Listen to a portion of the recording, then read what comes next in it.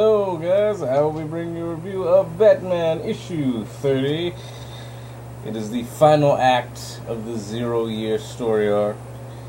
Only 3 more issues left to go here, so let's get into it. The comic begins as Bruce, apparently in his college days, I'm assuming, is trying to get his girlfriend or a woman he's seeing currently to come out with him. And she's saying no, blah blah blah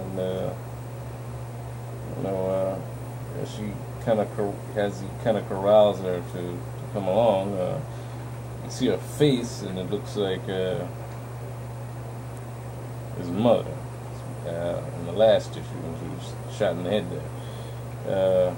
We see part 1 of Savage City, and there's a map of Gotham City. Very nice. Apparently the same one I believe he's holding up in the previous panel, if you notice. So lovely artwork by Rick Capullo and Danny Miki. So on to now, we see that there is a cup of water with a roach crawling out of it. It has an R on it, much like that of Robin, and we see that Bruce is lying down on the mattress with an IV, and it seems to be like in a kid's room with Dungeons and Dragons and books on magic and spells and all sorts of stuff. So gets up, walks into the what I'm assuming is the living room, and sees a kid, of my complexion. His name is Duke Thomas. He apparently Bruce has been out, from the blunt crash since last year. So he tells Bruce to look outside, and you see a beautiful panel, a beautiful spread of what has become Gotham while Bruce has been out. And let me tell you, this artwork is just so magnificent. I can almost smell the air in this. It's glorious. You gotta see this. It's amazing artwork once again. So Duke Thomas, the kid who I presume will be the new Robin at some point. Briefly for Bruce Wayne here, he says, "See, Mr. Wayne, welcome to 0 year." That's what Mr. Riddler calls it. He says there's just one rule now: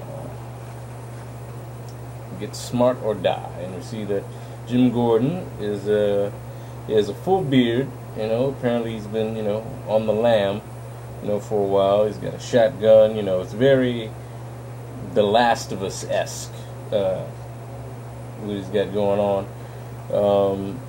There's flooding. There's graffiti, moss. It's very gritty, but also very beautiful at the same time. Bruce makes a phone call to Alfred, and they get up to speed on things, and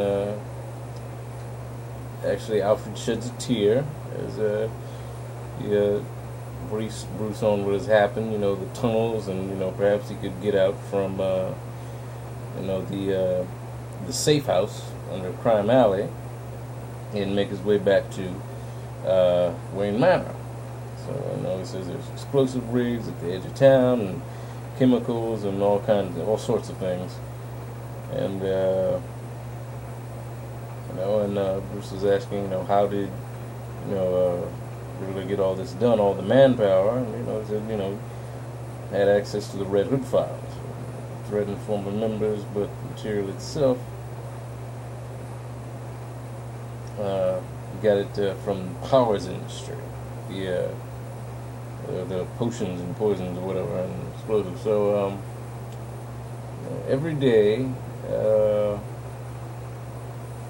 People used to try to solve Riddler's riddle in order to take back the city, but now not so many people do so. Go back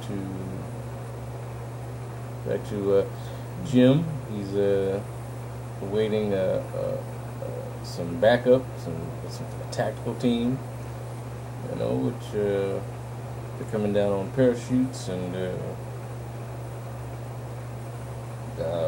Bruce is still talking to Alfred. He's saying that he's failed the city, he's failed as Batman, and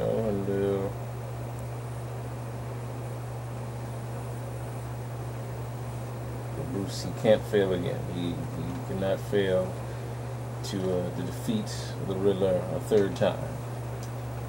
So, Duke,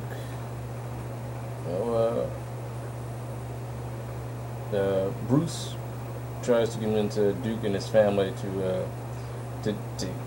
convince him to take him and his family when he gets home with him, so he can safely get them to Wayne Manor. To which Duke declines and says, his grandmother is in the apartment next to the hall, and his mother took the IV that he was on from a passerby, and it would be very difficult to move all of his family and whatnot. So, and he himself is not going to go because he is going to challenge the Riddler, because he has all these puzzle books out, and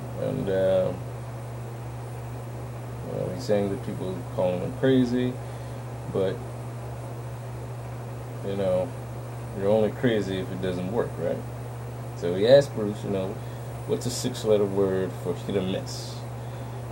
And we go back to Jim Gordon. Tactical team comes down, it's backed up, and he's ticked off. He's saying, tactical? I've risked my family, my friends, trying to find what might be a geographical blind spot to Riddler, because there's cameras and eyes everywhere. And on that promise, you come up with a real team with real resources, and instead you come in early with 5 men in spacesuits. What the hell have we been smoking? Well, what the hell have we been playing smoke signals for? Yeah, okay, so that's that. So then Riddler pops up on screen, challenging everyone, monologuing, beautiful monologue, saying, okay, he says, after all, we're mankind. We're pink, squirming, hairless things. No fangs, no claws. We're basically designed as a quick snack along the evolutionary chain. And yet, here we are, dominant, regal. And why is that? Our brains, people. We get cold, we invent mittens. We get sick, we invent chicken soup.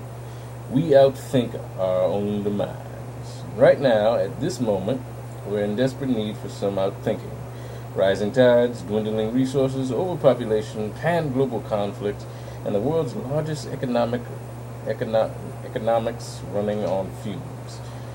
All I've done is speed up the circumstances. Gotham is now the future. See it? It is the grand riddle, one bigger than even I can solve. So take it away from me. Be the hero, people, the one found in every culture throughout the world.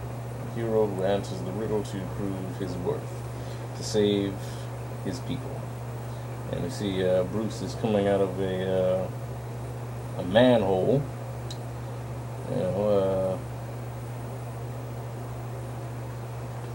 to whatnot. Then Riddler asks, no one's going to give him a riddle today. Well, back to sleep. But then says one person comes up to him and decides to challenge him. And Riddler knows who he is. He says, well, I know you. Gothamites, meet Bob Chee, Powers Industry, lead strategist or former strategist. They give him the axe to get me in after I left Wayne Enterprises. Of course, I only stayed long enough to raid the cupboards, but still, Go ahead, Rob. These are your toys after all. So he's responsible. He's Riddler stole all his stuff. So the Riddler he asked for the Riddler is, there once were two turtles trying to cross a river, but each one alone. And before he can finish it, Riddler just says, "Freaking, they're both blind." That was the correct answer. The guy Bob Chee, he's in complete disbelief. And he explains how he surmised the answer from Bob Chee in a very Riddler-esque fashion. A couple of old women and people standing around Riddler's, little arena, I guess, ticked off and,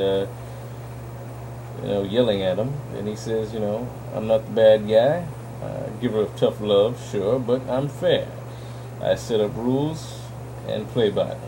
But tonight I sense there's someone out there who's trying to break those rules, who's trying to cheat their way out of my quickness. Where could they be? And then street light comes on, and see that right above Jim Gordon and his little tactical team, and a whole bunch of robots start, crawling out of everywhere at the top of this building.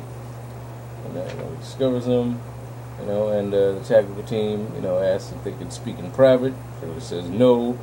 And then the tactical team opens up a briefcase filled with $50 million in what are known as floating bills, or amnesia casts. Serial numbers are deliberately untraceable, created by an algorithm that forgets its own design. And Jim is really upset about that. He says, "You effing cowards, you lying pieces of..." Gets cut off. A lot of symbols, not really in the comic, but